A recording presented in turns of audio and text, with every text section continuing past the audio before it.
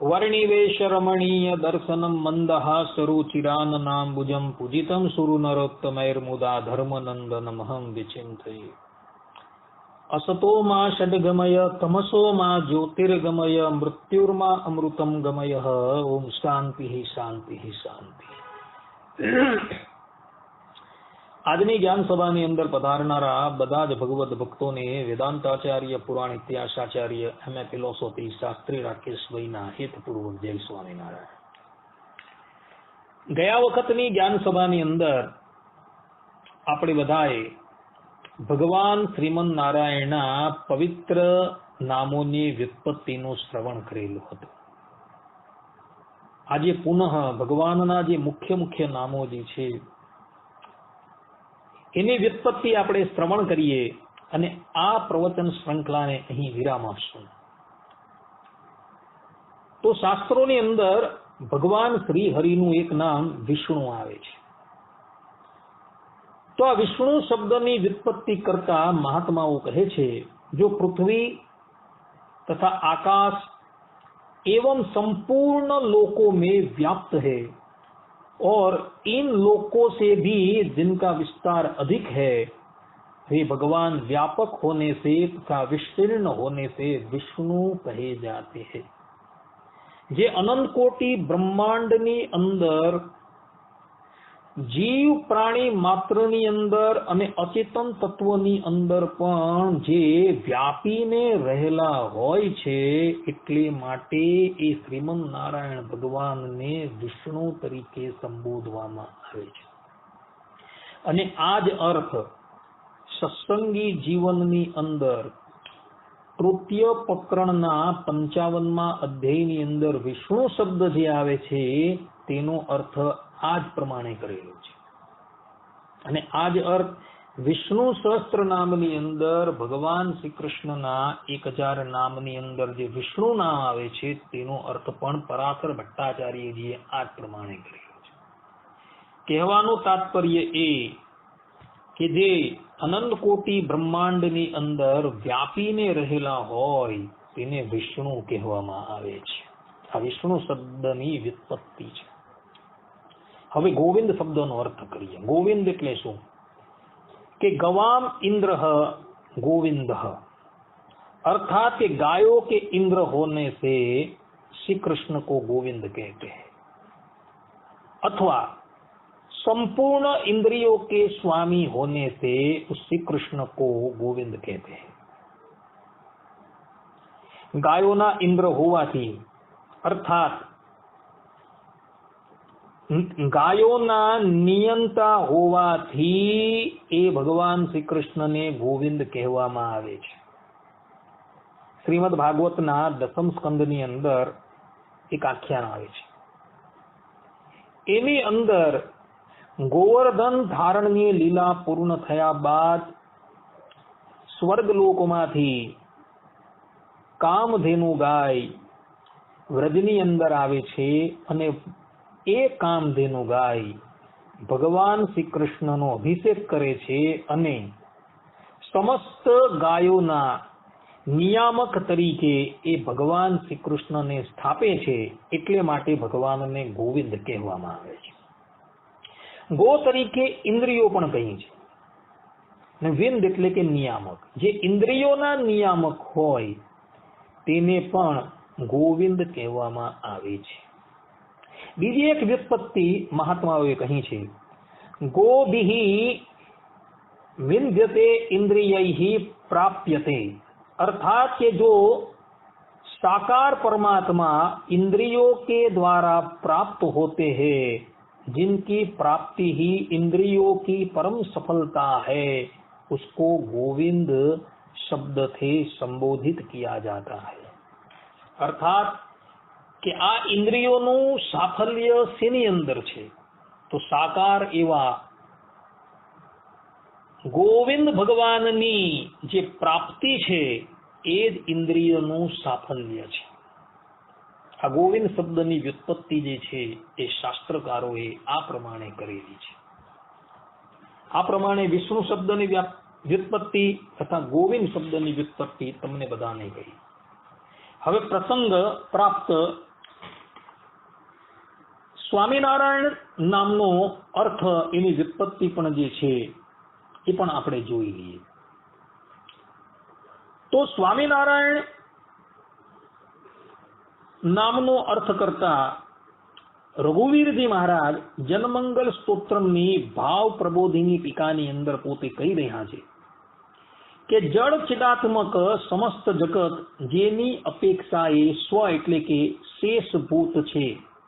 શેષનો અર્થ થાય છે યથેષ્ટ વિનિયોગને યોગ્ય હોય તેને શેષ કહેવામાં આવે. અર્થાત કે જળ ચિદાત્મક સમસ્ત જગત જેની અપેક્ષા એ શેષભૂત થાય તેને સ્વામી કહેવામાં આવે છે. શાસ્ત્રોની અંદર એના પ્રમાણો આપેલા છે. પતિમ વિશ્વસ્ય પતિમ પતિનામ ભુવનસ્ય જાતઃ પતિરેક આસિત ઇત્યાદિ શાસ્ત્રોની અંદર સ્વામી શબ્દના પ્રમાણો આપવામાં આવેલા છે. એનો અર્થ થાય છે કે જળ ચિદાત્મક સમસ્ત જગત જેની અપેક્ષાએ યથેષ્ટ વિનિયોગ કરવાને યોગ્ય હોય તેને સ્વામી એટલે કે પતિ કહેવામાં આવે છે. હવે નારાયણ શબ્દની વ્યુત્પત્તિ આપણે જોઈએ.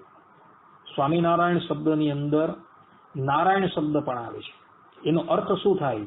તો નારહા સ્વરૂપ અને પ્રવાહથી જે નિત્ય વસ્તુઓ તેના સમૂહો તેને નાર કહેવાય છે.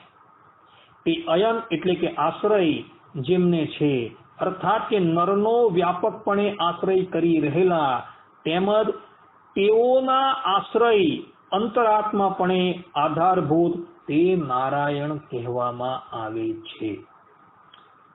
ચિદ અને અચિદ જે છે તેને નર કહેવામાં આવે છે.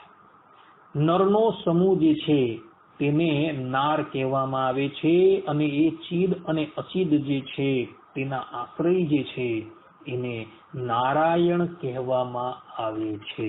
એવું રઘુવીરજી મહારાજ પોતે કહી રહ્યા છે.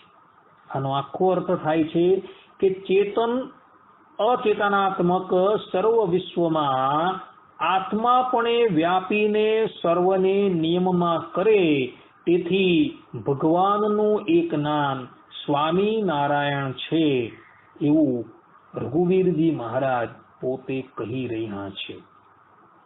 અર્થાત કે જળ ચિદાત્મક સંપૂર્ણ જગતની અંદર જે અંતર્યામી રૂપે રહેલા છે અને અંતર્યામી રૂપે રહેલા થકા એ સમસ્ત જળ અને ચેતનનું નિયમન કરનાર જે છે એને સ્વામિનારાયણ કહેવામાં આવે છે. કેટલાક લોકો આ સંપ્રદાયથી બહિર્મુખ થઈ ગયા છે. એ સ્વામિનારાયણનો અર્થ જે ગુરુ પરંપરાથી કરવામાં આવેલો છે તેનાથી ભિન્ન અર્થ કરે છે.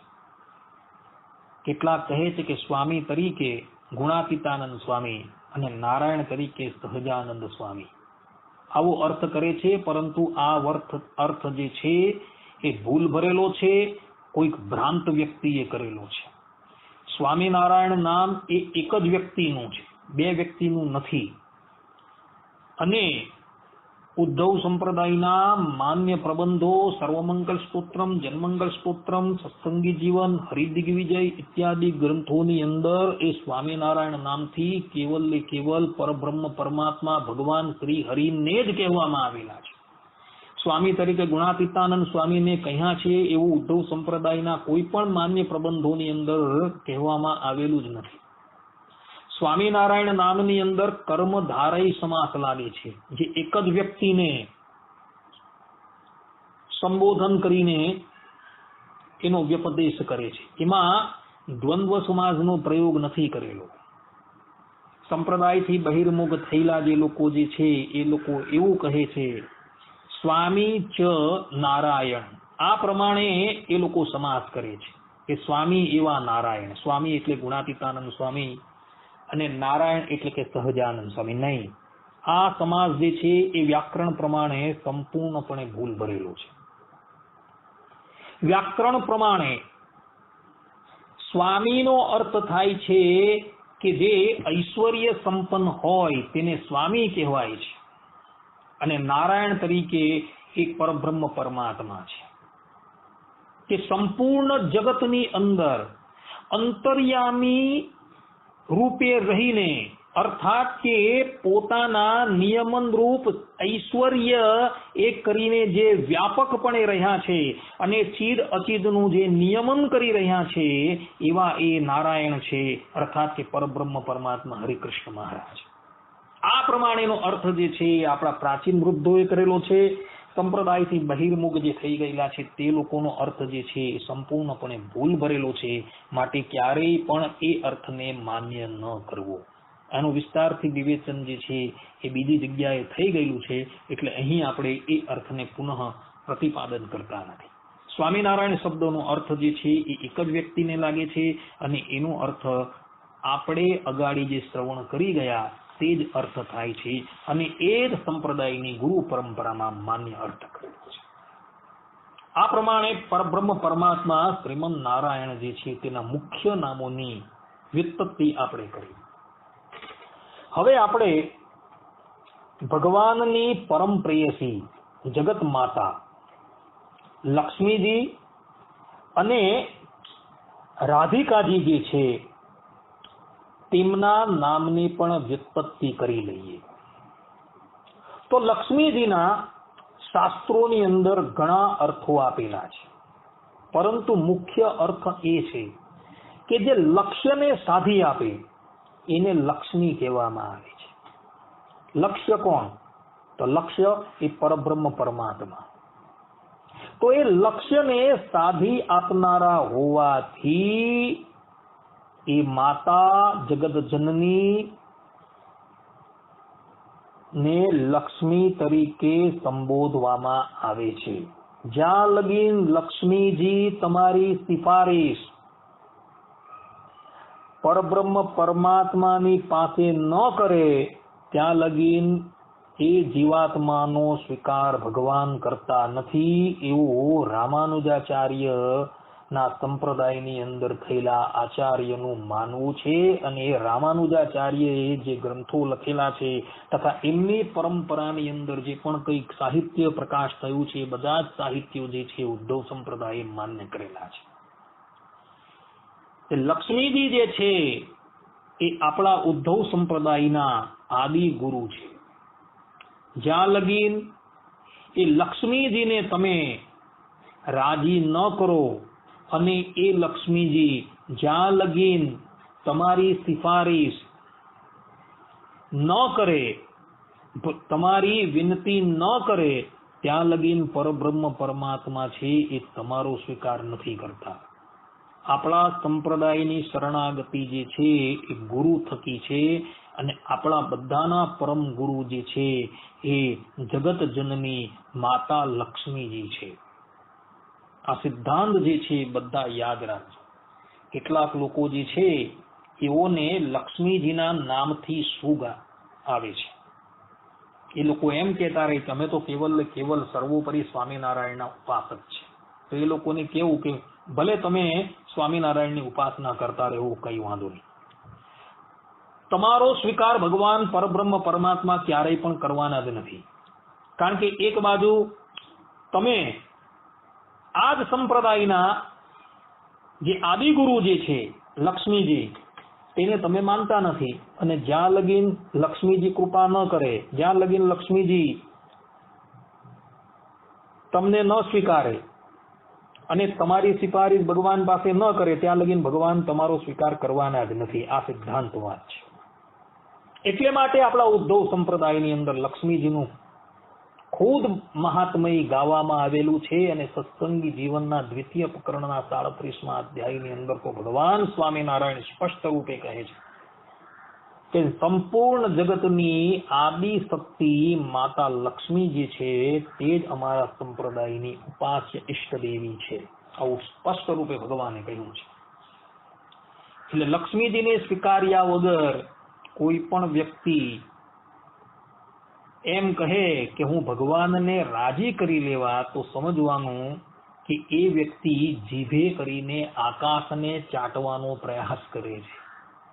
કારણ કે માતાજી જ્યાં લગીન કૃપા ન કરશે ત્યાં લગીન ક્યારેય પણ ભગવાન તમારો સ્વીકાર કરવાના જ નથી.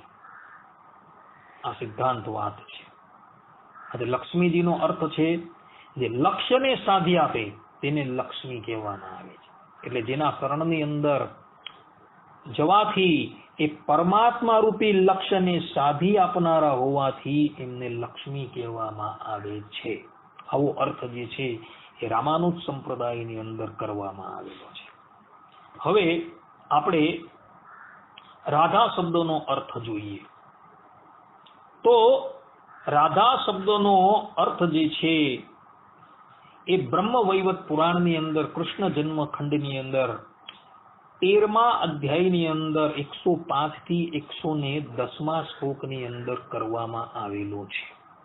ત્યાં ભગવાન વેદવ્યાસજી પોતે કહે છે, રેફો યનેક જન્મા ગૌ કર્મ ભોગમ શુભાશુભમ આકારો ગર્ભવાસમ ચ મૃત્યુમ રોગમ ચ નાશયેત ધકારો આયુષો હાનિમ આકારો ભવબંધનમ શ્રવણ સ્મરણોક્તિભ્યઃ પ્રણશ્યતિ ન સંશયઃ રેફો हि નિશ્ચલામ ભક્તિમ દાસ્યમ કૃષ્ણ પદાંબુજે સર્વ ઈપ્સિતમ સદાનંદમ સર્વ સિદ્ધ્યો ગમીશ્વરમ ધકારઃ સહવાસમ ચ તત્તુલ્યમ કાલમેવ ચ દદાતિ સાર્ષ્ટિમ સારૂપ્યમ તત્વજ્ઞાનમ હરેઃ સુખમ આકારસ્તેજસો રાશિમ દાન શક્તિમ હરો યથા યોગ શક્તિમ યોગમતીમ સર્વકાલમ હરેઃ સ્મૃતિમ શ્રુત્યુક્તિ સ્મરણોદ્યોગાન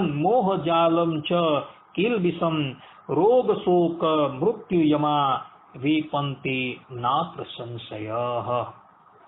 અર્થાત શાસ્ત્રોની અંદર એટલે કે બ્રહ્મ વૈવત પુરાણની અંદર કહેવામાં આવેલું છે કે રાધા શબ્દનો અર્થ શું થાય? તો રાધા શબ્દનો અર્થ જે છે એનું વિવેચન કરતા કૃષ્ણ દ્વૈપાયન પોતે કહે છે કે કોઈ મનુષ્ય રાધા આવો શબ્દ સાંભળે, સંભાળે અથવા બોલે તો તે રાધા શબ્દમાં 4 અક્ષર છે. રકાર વત્તા આકાર વત્તા ઢકાર વત્તા આકાર. તેમાં પહેલો રેફ રકાર છે. તે તેના અનેક જન્મના પાપને નષ્ટ કરે છે અને સારા નરતા કર્મફલ ભોગોને અટકાવે છે. કેવલ રકાર નામનું ઉચ્ચારણ કરવા માત્રથી અનેક જન્મના પાપો જે છે એ બળીને ભસ્મ થઈ જાય છે અને સારા અને નરતા જે ભોગો એટલે કે કર્મફલ જે ભોગવવાના હોય છે તેને એ રકારનું ઉચ્ચારણ કરવાથી માતાજી અટકાવી દે છે. એ રાધા શબ્દની અંદર બીજો અક્ષર જે છે તે આ છે. તેનો અર્થ થાય છે કે તેના ગર્ભવાસ, મૃત્યુ અને રોગોને નાશ કરે છે. એટલે આકારનું ઉચ્ચારણ કરવાથી મનુષ્યનો ગર્ભવાસ છે, એનું મૃત્યુ એટલે કે સંસારની અંદર જે આવવું અને જવું જે છે એ મૃત્યુ તથા રોગોનો નાશ કરે છે. એટલે કામ છે, ક્રોધ છે, લોભ છે ઇત્યાદિ જે રોગો જે છે એ કેવલ આકારનું ઉચ્ચારણ કરવાથી નાશ પામી જાય છે એવું કૃષ્ણ દ્વૈપાયનજી પોતે કહી રહ્યા છે. રાધાની અંદર ત્રીજો અક્ષર છે ધ. ધનો અર્થ થાય છે કે ધ ઉચ્ચારણ કરનાર ના આયુષ્યના નુકસાનને રોકે છે. જીવાત્મા દિવસ દરમિયાન મન, વાણી અને ક્રિયા દ્વારા કેટલાય પાપો કરતો રહે છે.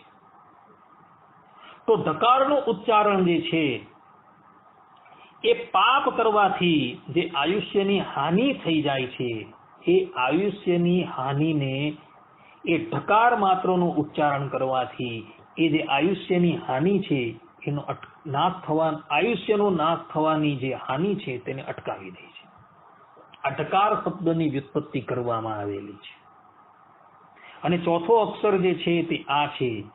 તે તેના સંસારના બંધનને કાપે છે. અર્થાત કે આકારનો ઉચ્ચારણ કરવાથી એ સંસારના બંધનને કાપનાર થાય છે. આ પ્રમાણે રાધા શબ્દોનો અર્થ જે છે એ અવયવાર્થ જે છે એ ભગવાન કૃષ્ણ દ્વૈપાયને બ્રહ્મ વૈવર્ત પુરાણની અંદર કરેલો છે. કેટલું ઉત્તમ કક્ષાનું નામ છે કે રાધાનું નામ ઉચ્ચારણ કરવાથી મનુષ્ય જે છે એ જન્મ મરણના ફેરામાંથી મુક્ત થઈ જાય છે. એના પાપો જે છે એ બધા સમાપ્ત થઈ જાય છે. એનું અકાલમાં મૃત્યુ થવાનું હોય તે પણ નાશ પામી જાય છે. એના કામ, ક્રોધ, લોભ આદિ જે વિકારો જે છે એ વિકારો પણ કેવલ નામના ઉચ્ચારણ માત્રથી સમાપ્ત થઈ જાય છે. આટલો રાધા નામનો મહિમા જે છે શાસ્ત્રોમાં કહ્યો છે. અને આ જ મહિમા શિક્ષાપત્રીની ઉપર અર્થદીપિકા લખનારા સતાનંદ સ્વામીએ, અર્થાત શિક્ષાપત્રી ઉપર અર્થદીપિકા ટીકા રચનારા સતાનંદ સ્વામીએ શિક્ષાપત્રીની અંદર વામે યસ્ય સ્થિતા રાધા આમાં આવતા રાધા શબ્દની વ્યુત્પત્તિ પ્રસંગે પણ આ જ અર્થ કરેલો છે. આટલો બધો મહિમા જે છે એ રાધા શબ્દોનો અર્થ કરેલો છે. આ અવયવાર્થ છે.